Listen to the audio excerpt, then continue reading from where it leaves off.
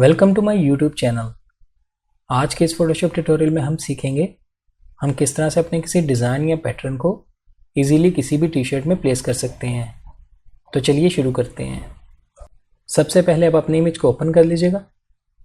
अब हम इसकी शर्ट की सिलेक्शन बनाएंगे। सिलेक्शन आप किसी भी टूल से बना सकते हैं। मैं यहाँ से क्विक सिलेक्शन टूल सेलेक्ट करता हूँ।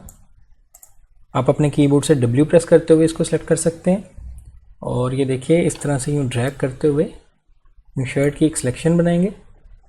सिलेक्शन बनाने के बाद आप अपने कीबोर्ड से Ctrl J प्रेस कीजिएगा 2 दफ़ा। हमें इसकी 2 कॉपीज़ बनानी है।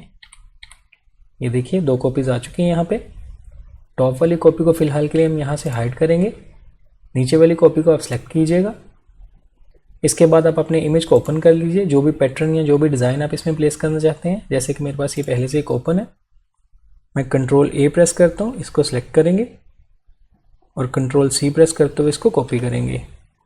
यहाँ वापस आने के बाद मैं Ctrl V प्रेस करूँगा अपने कीबोर्ड से और इसको यहाँ पेस्ट कर देंगे। अब हम इस डिज़ाइन को इस शर्ट में क्लिपिंग मास्क करेंगे।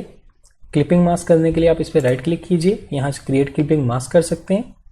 ये इन दोनों लेयर्स के दरमियान अपने कर्सर को रखते हुए ऑल्ट प्रेस कीजिए। ये देखिए आपको एरो का निशान दिख रहा होगा, इस पर क्लिक कीजिए, इससे क्लिपिंग मास्क हो जाएगा।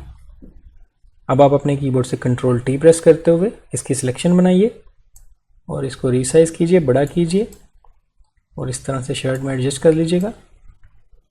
ऑलमोस्ट मैं इसको इस तरह रखता हूँ और इसके बाद हम यहाँ से ओके कर देंगे। अब हमें इसका ब्लेंडिंग मोड चेंज करना है। आप यहाँ नॉर्मल पे क्लिक कीजिएगा और यहाँ से यूज़ करेंगे मल्टीप्लाई। अब हम इससे टॉप वाली लेयर सेलेक्ट करेंगे जो कि हमने सेकंड वाली कॉपी बनाई थी। इसको सेलेक्ट करने के बाद यहाँ से इसको भी अनहाइड कीजिए। हमें इसका ब्लेंडिंग मोड भी चेंज करना है। इसका ब्लेंडिंग मोड चेंज करने से इसकी हाइलाइट्स वापस आएंगी। हम यहाँ नॉर्मल पे क्लिक करेंगे और यहाँ से यूज़ करेंगे लीनियर बर्न। ये देखिए कितना फ़र्क आ चुका है बिफोर एंड आफ्टर। हमें इसकी ओपेसिटी भी थोड़ी कम करनी है। यहाँ से इसकी ओपेसिटी मैं 55 टाइप कर देता हूँ और उसके बाद यहाँ से एंटर कर देंगे। अगर आप इसकी मज़ीद हाईलाइट्स बेहतर करना चाहते हैं तो अपने कीबोर्ड से Ctrl L प्रेस कीजिएगा और लेवल की विंडो को ओपन कर लीजिएगा। यहाँ आने के बाद हम इन स्लाइडर्स की मदद से ये देखिए इन हाइलाइट्स को मज़ीद बेहतर कर सकते हैं। आप अपनी मर्ज़ी के मुताबिक कम या ज़्यादा कर लीजिएगा और इसके बाद हम यहाँ से ओके पे क्लिक कर देंगे।